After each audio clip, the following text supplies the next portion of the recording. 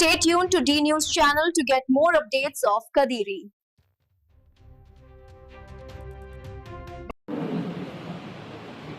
రైతులకు పెద్ద ఎత్తున నష్టాలు కాకుండా రైతులకు ఇస్తామన్నటువంటి 20,000 మాఫీని కూడా చేయకుండా కేవలం 5,000 రూపాయలు మాత్రమే ఇచ్చిన చంద్రబాబు నాయుడు ఏదైతే పంట నష్ట బీమా కానీ డ్రిప్ ఇరిగేషన్ కానీ ఏది ఈ రాష్ట్రంలో రైతుల కోసం ఇవ్వడం లేదు.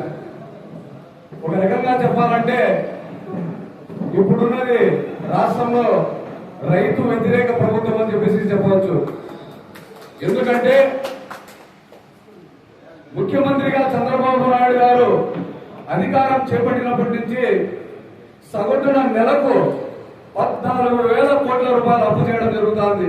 అంటే రోజుకు 450 కోట్ల అప్పు చేస్తా ఉన్నాడు.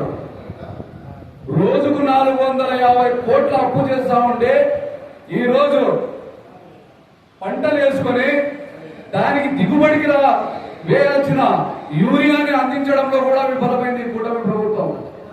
ఏదైతే దిగుబడి కోసం రైతులు యూరియా వాడతారో ఆ యూరియాని బ్లాక్ మార్కెట్ లో కూటమి నాయకులు తెలుగుదేశం పార్టీ ఎమ్మెల్యేలు పక్క రాష్ట్రాలకు అమ్ముకోవడం జరుగుతోంది.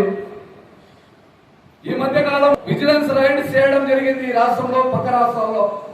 ఆంధ్రప్రదేశ్ కి చెందినటువంటి యూరియా 14,000 టన్నులు పక్క రాష్ట్రాలకు తరలి వెళ్ళిందని చెప్పేసి విజిలెన్సే ఒక రిపోర్ట్ ఇవ్వడం జరిగింది.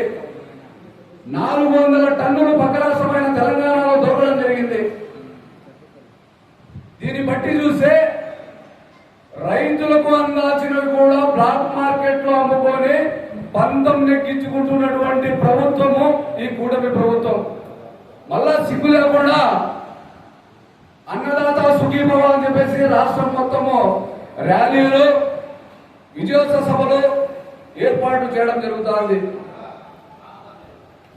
కానీ ఈ రైతు బాగుండాలంటే ఈ రాష్ట్రంలో గిట్టుబాటు ధరలు అందాలి అంటే కేవలం వైఎస్ఆర్ కాంగ్రెస్ పార్టీకి వైఎస్ జగన్మోహన్ రెడ్డి గారికి సాధ్యమని చెప్పేసి ఈ సందర్భంగా తెలియజేస్తూ ఏదైతే రాష్ట్రంలో రైతులు పడుతున్న ఇబ్బందులకు రైతులకు తోడుగా రైతులకు అండగా రైతులకు మేమున్నామంటూ హామీ ఇచ్చే విధంగా రాష్ట్ర వ్యాప్తంగా జగన్మోహన్ రెడ్డి గారితో పాటు వైఎస్ఆర్ కాంగ్రెస్ పార్టీ పూర్తిగా రాష్ట్ర వ్యాప్తంగా రైతులకు అండగా ఉంటుంది అని చెప్పబోయే కార్యక్రమమే అన్నదాత పోరు అని చెప్పేసి ఈ కార్యక్రమం.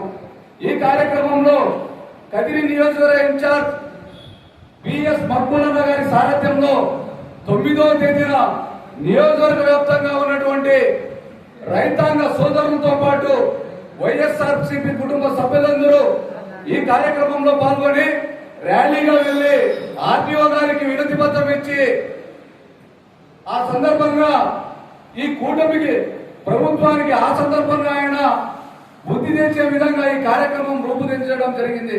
కాబట్టి ప్రతి ఒక్కరూ